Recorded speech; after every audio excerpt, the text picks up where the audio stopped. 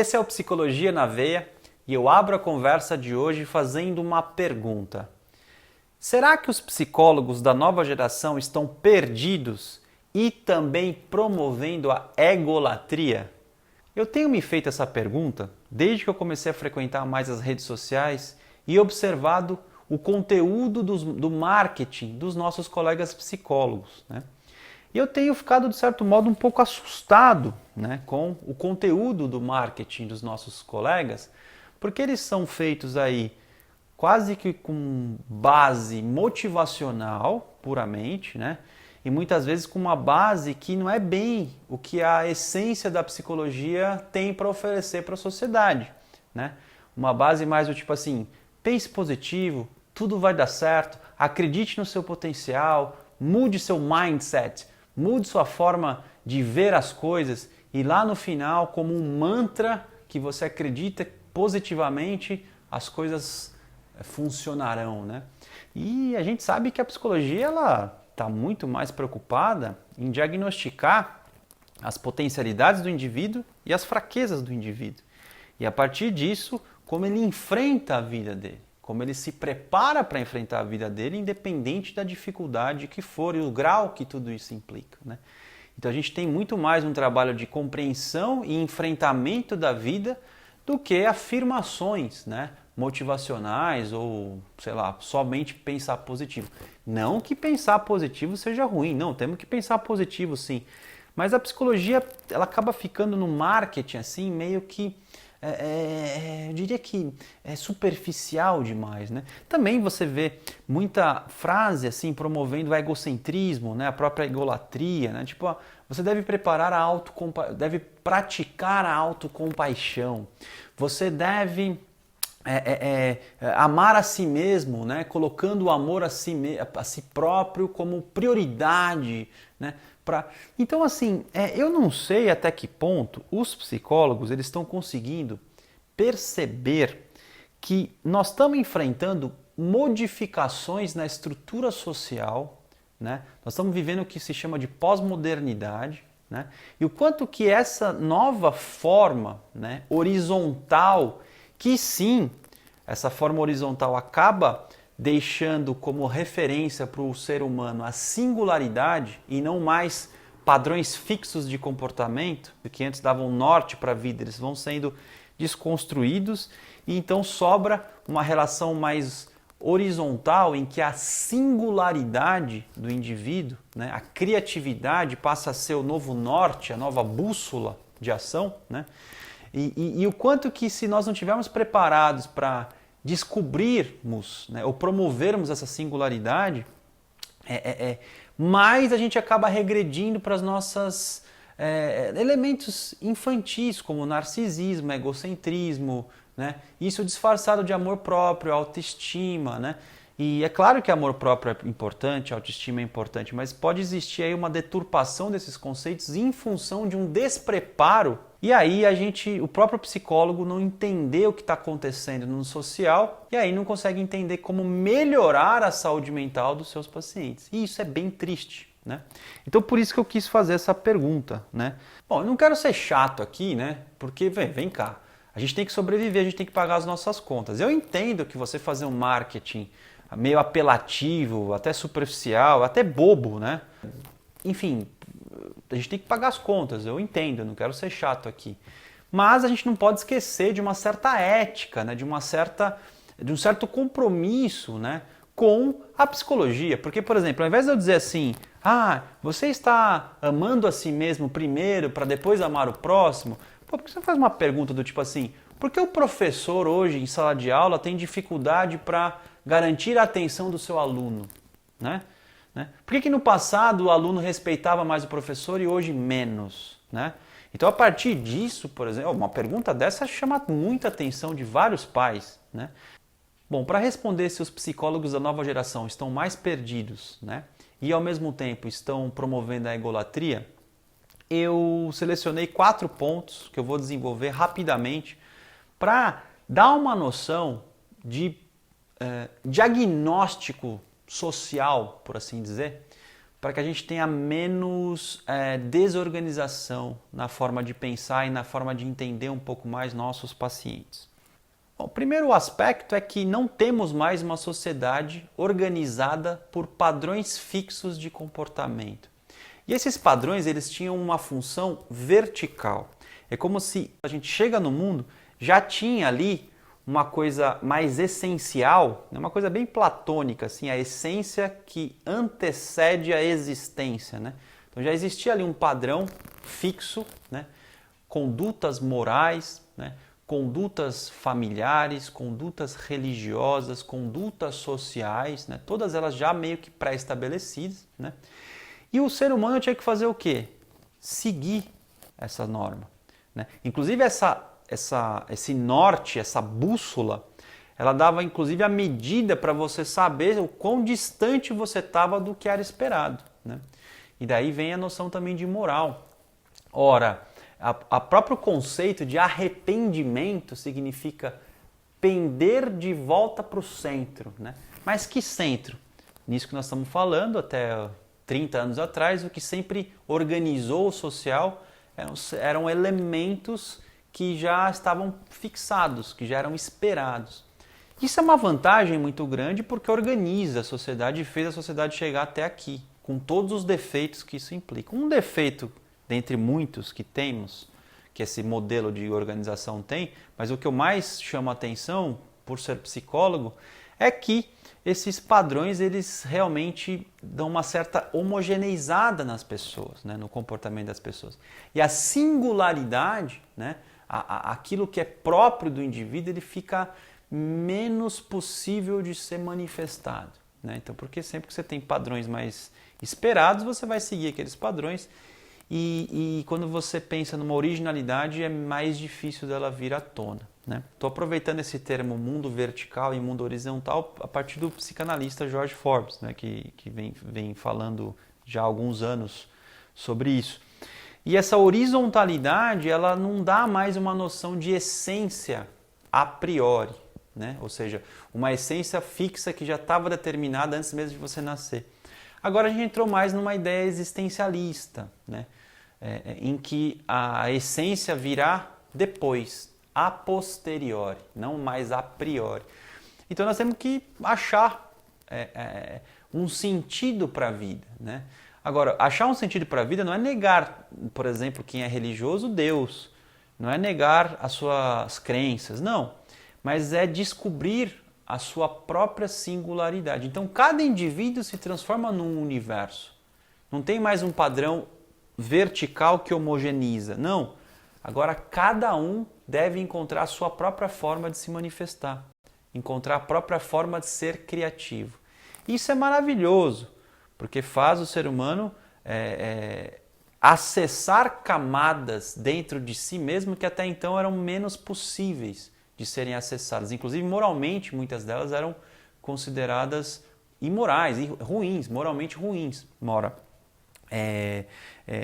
Por outro lado, a gente pode também cair no que está acontecendo com a arte atualmente, que ela é totalmente comercial e serve a ideologias, né? Por exemplo, você vai confundir a promoção da singularidade criativa e genial, o gênio interno que uma pessoa tem, né? A originalidade daquela pessoa, com cacofonia, com lixo, né? Com qualquer coisa que é diferente. E você vai defender qualquer coisa como sendo diferente, como sendo a singularidade. E aí vai entrar todo um raciocínio de inclusão. E aí você tem a deturpação, por exemplo, da arte, né? Vê, por exemplo, a diferença de um Bach. E ele, por dominar muito a música, dominar o instrumento, o cravo, ele faz o cravo bem temperado, onde ele pega os semitons e consegue ali inovar, né? Olha só, ele dominava o clássico e inovou, né? E aí ele conseguiu fazer a escala musical caber ali em 12 semitons, né? A partir de uma nova afinação que ele uniforme, né? O que, por alguns, isso foi uma deturpação, mas não importa, ele foi um gênio, né? Você pode pegar a analogia, por exemplo, de chefes de cozinha, que você pode, já ouvi chefe de cozinha falando, ó, para você inovar na cozinha, você tem que dominar os pratos clássicos, né? Hoje não, hoje a singularidade ela não tem base nenhuma, raiz nenhuma, ela qualquer coisa solta aí é considerado singularidade.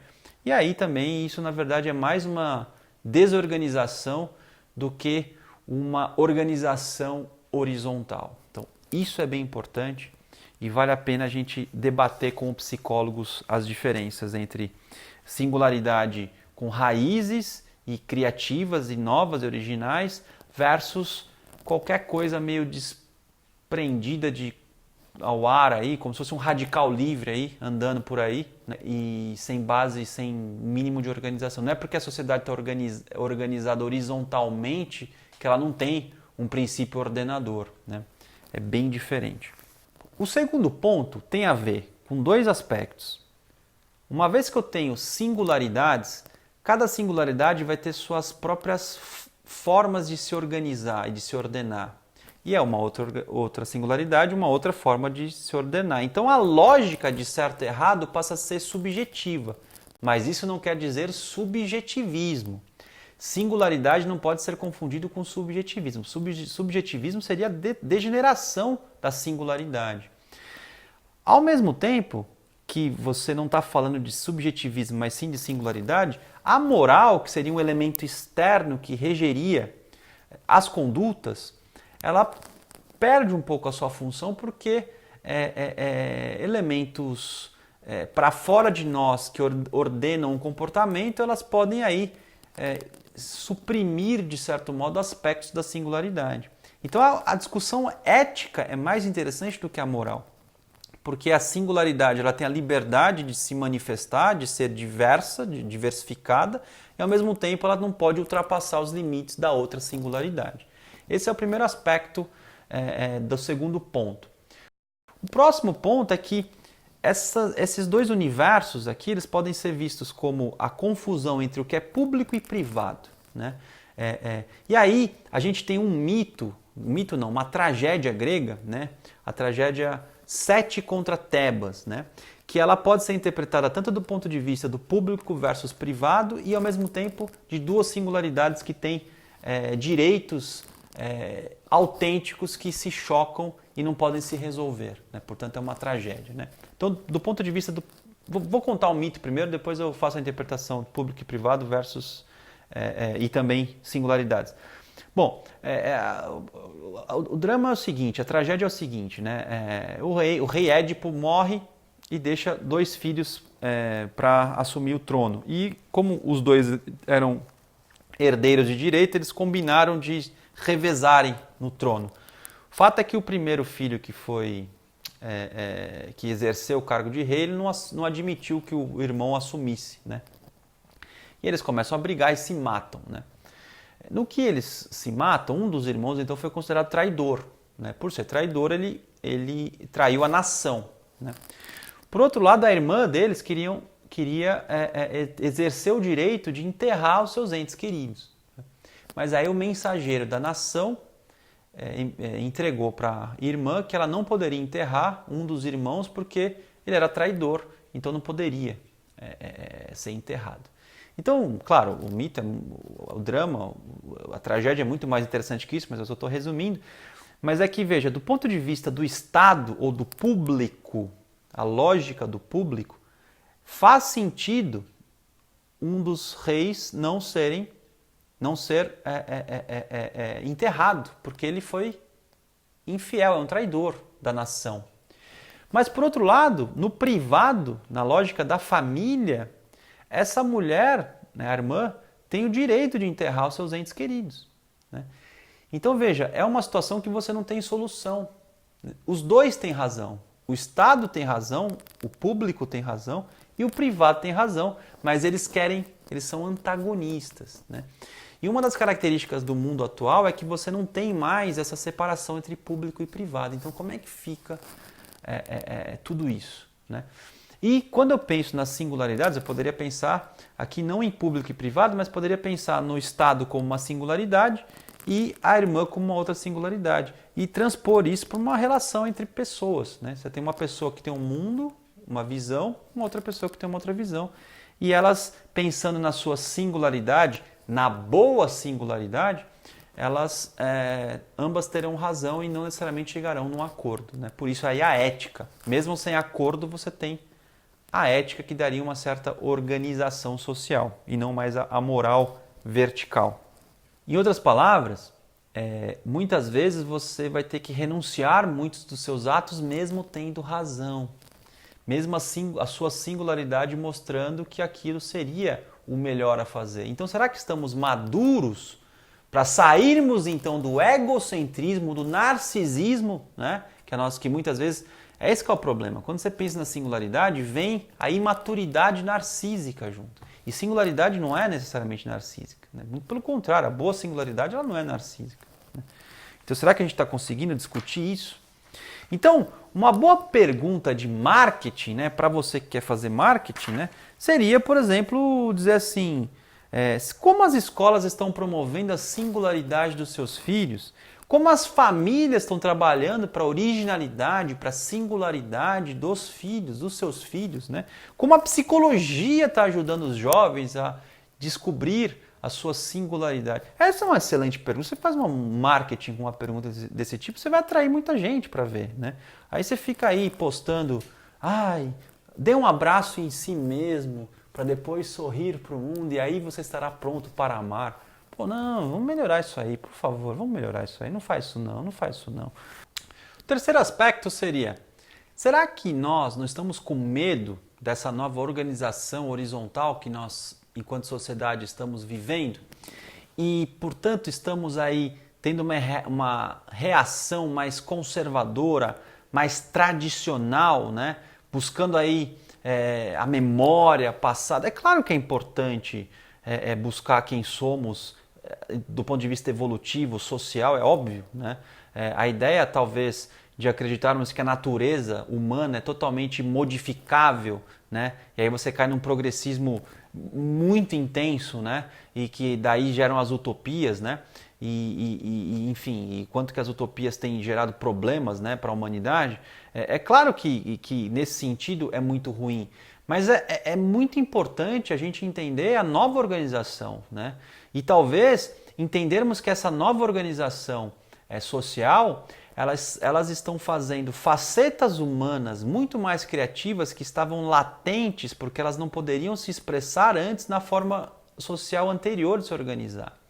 Então, nesse sentido, uma nova organização social ela não é necessariamente progressista.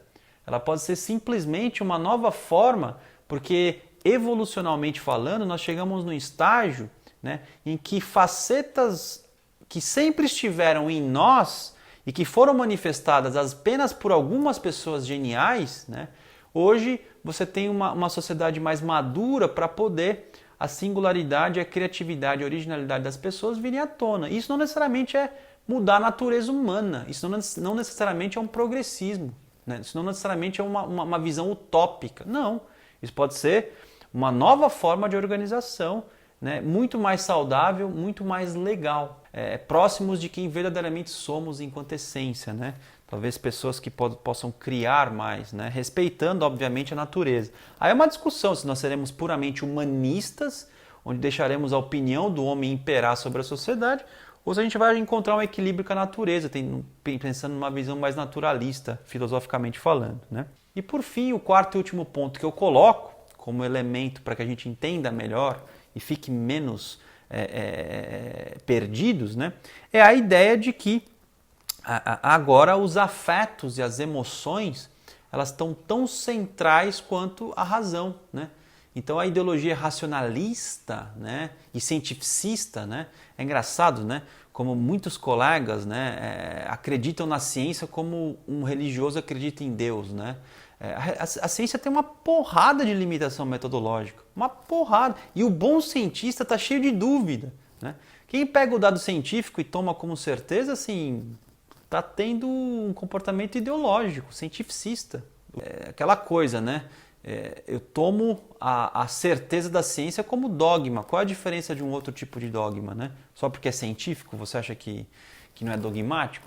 O primeiro homem que teve o seu genoma decodificado, ele lutou tanto para entender o genoma e depois que ele decodificou o genoma, ele tem muito mais questões e dúvidas do que antes, né? Essa é a verdadeira ciência, né? Ela não é não fecha os assuntos, ela abre os assuntos, né? Então, do mesmo modo, o racionalismo iluminista, né, tudo lógico, tudo objetivo, tudo naturalmente pela metodologia científica explicada, né, ela não deu conta de explicar todos os mistérios do mundo. Não quer dizer que ela seja desprezível, né, mas ela perdeu a centralidade, que é a fonte do narcisismo por conta do penso logo existo do René Descartes, né? Então eu já fiz um raciocínio contrastando o pensamento cartesiano versus o pensamento escolástico e expliquei por que o pensamento cartesiano é narcísico e egocêntrico, né? E o próprio Lacan, ele contrapôs o narcisismo cartesiano, né? Não é o que você pensa, mas você é justamente aquilo que você não pensa, né?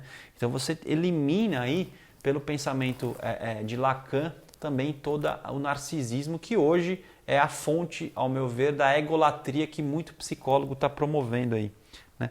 Então, de fato, os afetos junto com a razão estão aí promovendo uma nova forma de formação integral do ser humano. Então, habilidades socioemocionais, cognição social, afetos, empatia, né, amor, tudo isso estão centrais na educação das crianças, dos adolescentes e dos adultos, junto com a racionalidade, né?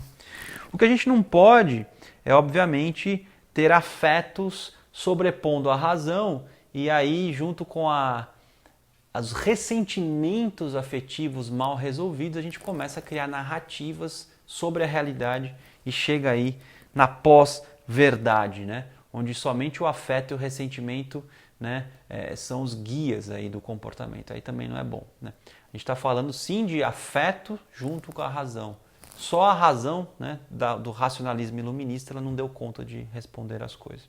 E junto então com os afetos a gente começa a pensar em comportamentos mais de identidade afetiva, mais de ressoar, né? Por isso você vê jovens às vezes não tendo uma lógica clara de aproximação, mas um ressoar afetivo. E a partir desse ressoar afetivo é que eles se relacionam, né? Mais do que por afinidades intelectuais e lógicos, né?